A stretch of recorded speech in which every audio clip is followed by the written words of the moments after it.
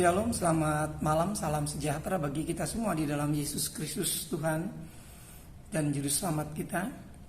Pada kesempatan malam hari ini kita bersyukur masih diberikan kesempatan anugerah kehidupan sehingga kita boleh menikmati senantiasa kebaikan-kebaikan Tuhan.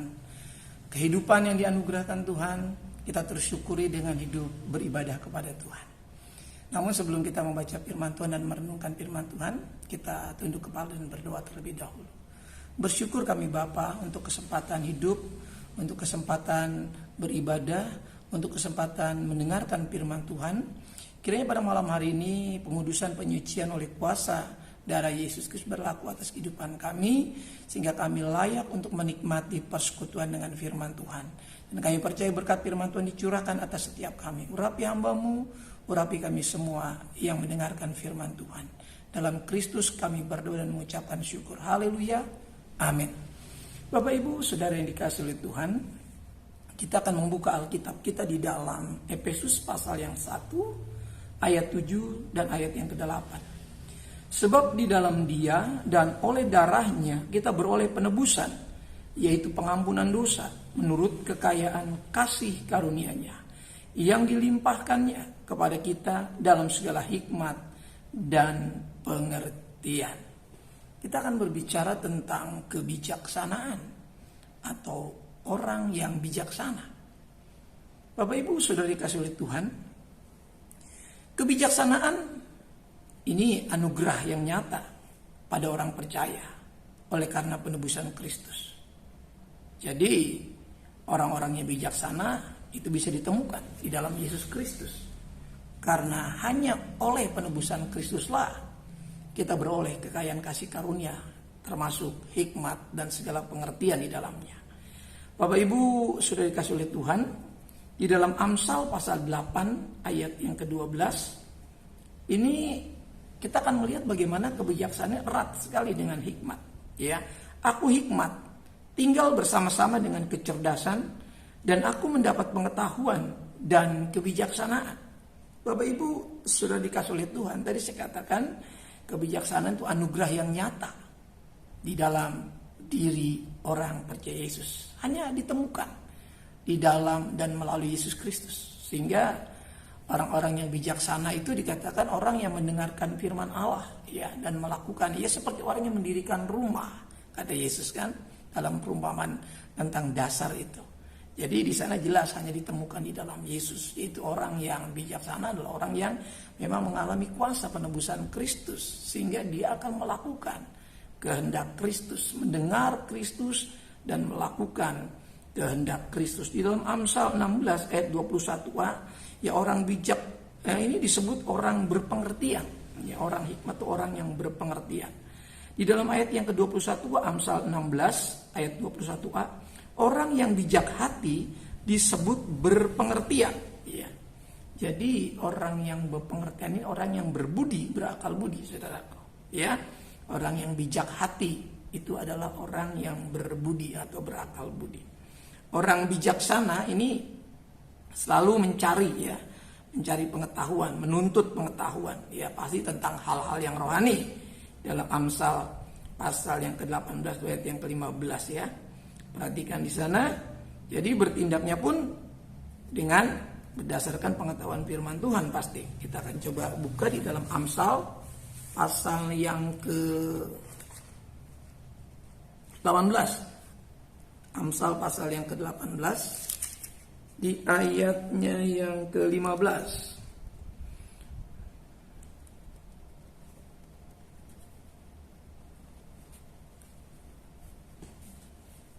Ya, maaf.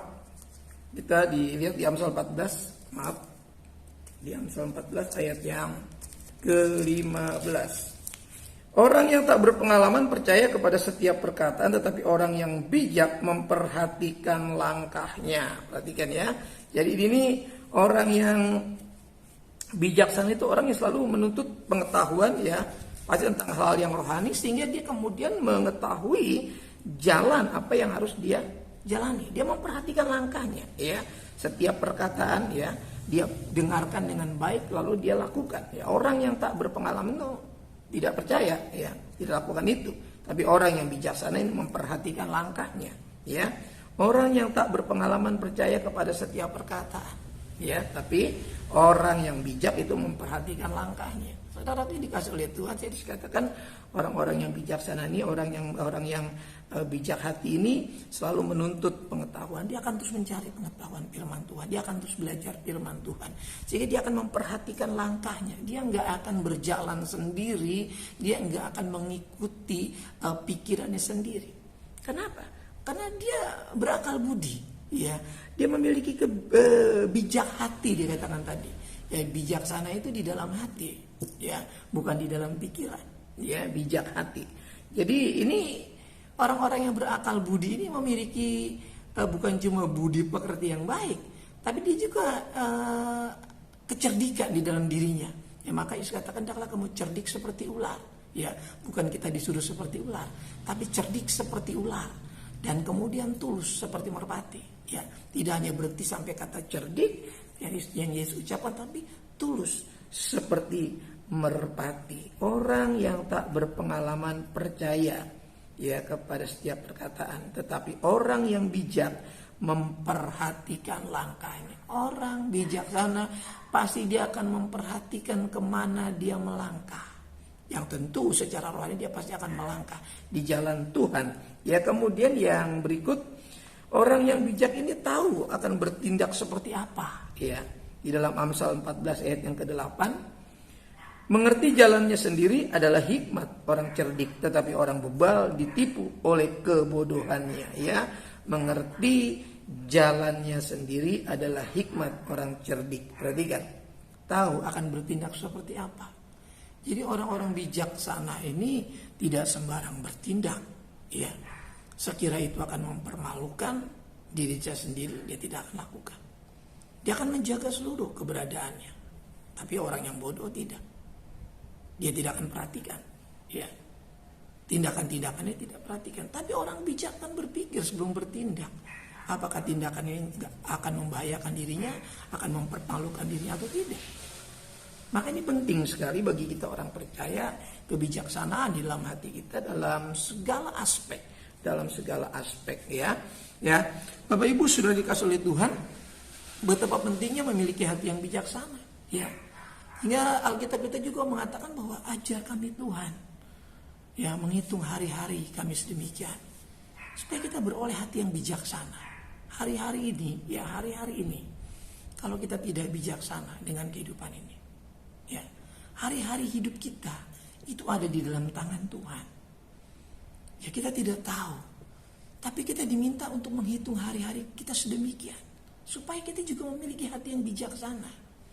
Hari-hari yang begitu singkat ini kita bisa kelola dengan baik, kita bisa bertindak dengan bijaksana, kita bisa berpikir dengan bijaksana, dan kita juga bisa memutuskan segala sesuatu dengan penuh kebijaksanaan. Maka saya katakan tadi, orang yang bijak ini selalu menuntut pengetahuan, ya, pasti tentang hal-hal yang rohani, hal-hal yang sorgawi, hal-hal yang spiritualitasnya ada, ya, bukannya hal-hal yang biasa, tapi hal yang di atas segala-galanya. Ya, kita mengerjakan pekerjaan kita, tanggung jawab kita sebagai manusia, sebagai makhluk sosial. Kita juga punya tanggung jawab rohani untuk menjalankan kehidupan rohani kita sebaik-baiknya. Ini bentuk tanggung jawab kita. Maka kita perlu kebijaksanaan daripada Tuhan. Maka di bagian yang terakhir dalam Hosea 14 ayat yang ke-10, ya, orang yang bijak ini mengerti jalan Tuhan, ya. Dia tahu hidup secara benar bagaimana. Kita lihat dalam Hosea 14 ayat yang ke-10. Siapa yang bijaksana, biarlah ia memahami semuanya ini. Siapa yang paham, biarlah ia mengetahuinya. Sebab jalan-jalan Tuhan adalah lurus dan orang benar menempuhnya. Tapi pemberontak tergelincir di situ. Perhatikan. Ketika kita mau menuruti Tuhan, ketika kita mau, ya, menggunakan hati yang sudah diberikan Tuhan di dalam penebusan, di dalam karya Kristus melalui korban, kita diberikan hati Kristus, pikiran Kristus, sehingga kita punya kebijaksanaan. Kita punya apa? Segala hikmat dan pengertian tadi dikatakan yang dilimpahkannya kepada kita di dalam segala hikmat dan pengertian. Itu Efesus 1 ayat yang ke-8. Jadi korban Kristus di sana mengerjakan dalam diri kita segala hikmat dan pengertian supaya kita tahu jalan-jalan Tuhan. Sehingga orang yang merasa ditebus tidak berjalan sendiri, tidak berjalan menuruti pikirannya sendiri. Tapi pikiran di dalam penebusan adalah pikiran Kristus. Perasaan di dalam penebusan adalah perasaan Kristus. Penglihatan di dalam penebusan adalah penglihatan Kristus. Sama seperti Kristus melihat, kita akan melihat. Sama seperti Kristus mendengarkan Bapa, kita akan mendengarkan Kristus. Nah, Bapak Ibu, siapa yang bijak, ya biarlah kita memahami semua ini. Kita tahu siapa yang paham, biarlah yang mengetahuinya. Sebab jalan-jalan Tuhan adalah lurus dan orang benar menempuhnya. Tetapi pemberontak tergelincir di situ. Kiranya kita tergolong orang-orang yang bijak yang menempuh jalan Tuhan. Tuhan mengasihi kita, tetaplah bijaksana dengan kehidupan ini. Kita tunduk kepala. Saya bersyukur ya Bapak Surgawi untuk malam hari ini, untuk kesempatan membaca firman Tuhan, merenungkan dan mengambil poin-poin penting dari hal ini, sehingga kami semua boleh memiliki sikap hidup yang bijak, kehidupan yang bijaksana ada pada setiap kami Tuhan. Terima kasih berkati umat-Mu malam hari ini. Yang sakit Tuhan sembuhkan, yang susah Tuhan hiburkan, yang lemah Tuhan kuatkan, yang terikat Tuhan lepaskan, yang dibelenggu oleh kemalasan Tuhan bangkitkan menyongsong kedatangan Tuhan. Jangan biarkan kami tertinggal ya Tuhan, tapi kami semakin giat, semakin usia kami semakin bertambah, kekuatan kami semakin berkurang, kami semakin mencari Tuhan, mengandalkan Tuhan, karena kami tidak tahu kapan saatnya tiba. Kami rindu Tuhan, kami didapati setia, agar hidup yang ditebus ini tidak menjadi sia-sia. Kami boleh bersuka cita pada akhirnya, kami boleh bergembira pada akhirnya, yaitu kami akan masuk dalam kehidupan yang sesungguhnya. Tolong orang-orang tua kami, para lansia, para janda duda, mereka yang berjuang sendiri tanpa suami, tanpa istri juga Tuhan tolong. Dalam usaha pekerjaan apa yang mereka kerjakan boleh berhasil. Dalam kesendirian mereka Tuhan menjadi penghibur dan penolong. Anak-anak-Mu yang dalam pergumulan Tuhan pekerjaan, Tuhan berikan pekerjaan. Yang perjodohan Tuhan berikan perjodohan. Yang membutuhkan momongan dalam rumah tangga yang baru dibentuk Tuhan. Juga Tuhan memberkati kandungan mereka semua, berikan kesuburan. Sehingga rumah tangga beroleh jawaban dari pengharapan yang mereka taruh kepada Tuhan. Yang sudah bekerja berikan kesungguhan. Tuhan tolong mereka, berkati, lindungi mereka semua. Yang berbisnis, berdagang, baik di kendaraan, perbengkelan, sebagai tenaga pengajar, tenaga kesehatan, sebagai karyawan, mereka berikan kesungguhan. Mari Tuhan menyertai yang berdagang keliling, berdagang di rumah, berbisnis online. Juga Tuhan tolong berkati. Terima kasih Tuhan. Tuhan tolong juga rencana Natal kami, panitia sudah dibentuk, acara yang akan diadakan, dana-dana yang akan dikumpulkan. Berkati panitia yang ada Tuhan, berikan cuaca keamanan, dan kami boleh bersuka cita pada perayaan Natal nanti. Berkat-berkat Tuhan melimpah atas setiap kehidupan rumah tangga. Program renovasi gereja yang sudah berjalan dan sudah berhasil dikerjakan, dan tahap kedua nanti akan diadakan juga Tuhan. Kiranya kami semua boleh bersama-sama mendukung sehingga gereja ini boleh rapi kembali Tuhan, dan nama Tuhan dipermuliakan. Organisasi kami serahkan ke dalam tangan Tuhan. Tuhan berkati pemimpin kami, Tuhan berkati juga bangsa negeri kami, berkati pemimpin kami Tuhan di bangsa ini. Rencana Pilpres dan Pileg mendatang pada tahun 2024, berikan keamanan di negeri kami Tuhan, berikan kesejahteraan pada periode berikutnya Tuhan. Berikan pemimpin yang baru, pemimpin yang dapat mengayomi, memimpin Indonesia dengan baik. Indonesia boleh menjadi negara yang jaya, yang makmur. Kami percaya Tuhan, kesejahteraan negeri adalah kesejahteraan kami juga. Tuhan tolong Tuhan, pemerintah yang ada boleh menyelesaikan masa bakti dengan baik. Tuhan Yesus dipermuliakan. Berkati juga persembahan-persembahan yang kami kumpulkan senantiasa setiap Rabu malam, suci kuduskan untuk membantu pekerjaan Tuhan. Anak-anak yang belum pergi dari pekerjaan, dari perkuliahan, kumpulkan di rumah dengan selamat. Bawa kami melewati malam hari ini Tuhan. Sertai kami, bawa kami sampai besok pagi Tuhan, dengan usia sudah diperpanjang, dengan berkat-berkat yang sudah diperbarui. Pertemukan kami dalam waktu-waktu yang Tuhan sudah tetapkan. Terima kasih Tuhan, sebentar kami akan melewati malam hari ini. Kiranya berkat Tuhan terus menyertai kami. Makasih Tuhan, sempurnakan ibadah kami dari awal pertengahan sampai di penghujungnya. Tuhan Yesus dipermuliakan. Sebelum kami kembali dalam aktivitas kehidupan kami akan menerima berkat Tuhan. Jemaat yang dikasih oleh Tuhan, bersama-sama kita buka kedua belah telapak tangan kita dan arahkan hati kita kepada berkat Tuhan.